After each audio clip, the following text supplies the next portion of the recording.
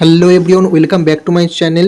So guys, চলুন আসল পয়েন্টে আসা যাক। যারা নতুন টেকনিশিয়ান হয়, এখনও পর্যন্ত কম্বো বা ডিসপ্লে চেক করতে পারে না, তাদের জন্য কিন্তু একটি গুরুত্বপূর্ণ ভিডিও, যে কীভাবে কম্বো বা চেক করবেন এবং নতুন কম্বো লাগানোর আগে চেক করে নেবেন যে কীভাবে কম্বোটা ঠিক আছে কিনা।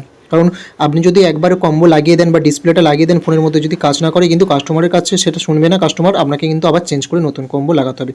সো দেখতে পাচ্ছেন, এটা আমি নাইসের একটা কম্বো চেক করছি। প্রথম কিন্তু কম্বোটা খুলে ফেললো, কানেক্ট করে ফোনটা কানেক্ট করে আমি কিন্তু এই নাইসের নতুন কম্বোটা আমি চেক করছি। কী কী চেক করবেন সেটা আমি দেখাচ্ছি। ফার্স্ট কিন্তু দেখে নেবেন যে অন অফ সুইচটাই যে টাচ নিচ্ছে কিনা, মানে অন অফ সুইচে হচ্ছে কিনা। তারপর কিন্তু দেখে নেবেন যে ব্রাইটনেসটা খুব মেন। ফার্স্ট কিন্তু এটাই পয়েন্ট যে ব্রাইটনেসটা ঠিকঠাক কাজ করছে কিনা। উপর নিচ আপনি যেমনভাবে তেমনভাবে তুলবেন, যে ব্রাইটনেস দেখবেন বাড়বে কমবে, এটাই কিন্তু মেন গুরুত্বপূর্ণ, যে ব্রাইটনেসটা কাজ করছে কিনা। তারপর দেখে নেবেন যে অ্যাপসগুলো কাজ করছে কিনা। যদি অ্যাপসগুলো টেপা যায় তো ভালো, খুবই ভালো, তার মানে কোনো প্রবলেম নেই। তারপর দেখে নেবেন যে কোনো, মানে কি বলবো, 1 2 3 এভাবে এরকম করে টিপেও কিন্তু দেখে নিতে পারেন যে ডিসপ্লেটা ঠিকঠাক টাচ করছে কিনা। যদি ডিসপ্লে ঠিকঠাক টাচ না করে, তাহলে ভাববেন যে ডিসপ্লে প্রবলেম আছে, তাহলে কিন্তু আপনি চেক করে নেবেন। আর নাইসের ডিসপ্লে মানে খুবই যথেষ্ট ভালো ডিসপ্লে। সো এবারে দেখে নেবেন যে যদি কাস্টমার পাসওয়ার্ড দেওয়া থাকে বা কাস্টমার পাসওয়ার্ড দেওয়া জানা থাকে আপনার কাছে, সো আপনি কাস্টমারের পাসওয়ার্ডটা জেনেও কিন্তু একবার চেক করে নিতে পারবেন ভেতরে যে অ্যাপসগুলো কাজ করছে কিনা। ঠিক আছে।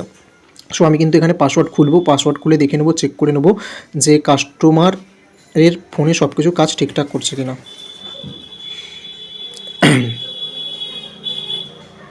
এখানে কিন্তু একটা কথা বলি, এই যে ফিঙ্গারপ্রিন্ট দেখতে পাচ্ছেন, ফিঙ্গারপ্রিন্ট টাচ করবে না।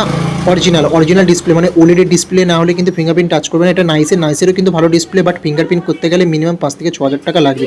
কাস্টমার আমাকে 1,500 টাকা দিচ্ছে, সো 1,500 টাকার মাপের ডিসপ্লে আমি পড়াচ্ছি। এখানে কিন্তু কাস্টমারটা আমি ফিঙ্গারপ্রিন্ট জানা ছিল, সো ফিঙ্গারপ্রিন্টটা ফোনটা খুলে নিলাম। দেখতে পাচ্ছি আমার ডিসপ্লে পুরো ওকে আছে, কোনো রকম প্রবলেম নেই। এবার কিন্তু আমি ডিসপ্লেটা লাগাতে পারি। সো গাইস, আমি একটাই কথা বলবো, যারা যারা ডিসপ্লে পড়াচ্ছেন, নতুন টেকনিশিয়ান আছেন, ক্রাউন বা নাইসের ডিসপ্লে একটু নেবেন, কারণ মিটু পিটু ডিসপ্লে ভালো না। ক্রাউন বা নাইসের ডিসপ্লে যথেষ্ট ভালো। নাইসের